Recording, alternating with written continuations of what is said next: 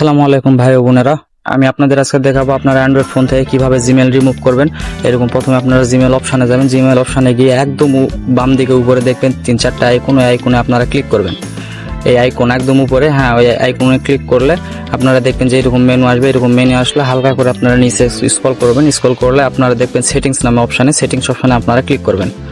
Setting অপশানে click করলে একদম নিয়ে যাবে এরকম আপনাদের সামনে যত জিমেল আছে সব জিমেল শো করাবে। সব অ্যাকাউন্ট করলে যে জিমেলটা রিমুভ করবেন সেই জিমেল এখানে বেছে নেবেন। বেছে নিয়ে তারপর একদম হাতের উপরে ডান দিকে 3 আইকনে ক্লিক করবেন। 3 আইকনে ক্লিক করলে ম্যানেজমেন্ট অ্যাকাউন্ট লেখা থাকবে। ম্যানেজমেন্ট অ্যাকাউন্টে ক্লিক করবেন, দেখবেন যে আপনাদের সামনে সকল অ্যাকাউন্ট চলে আসছে। আর সকল অ্যাকাউন্ট আপনার আসবে, যে অ্যাকাউন্টটি আপনারা রিমুভ করবেন বা ডিলিট করবেন সেই অ্যাকাউন্টে আপনারা ক্লিক করবেন, তাহলে দেখবেন যে এরকম ডিলিট অপশন পেয়ে যাবেন।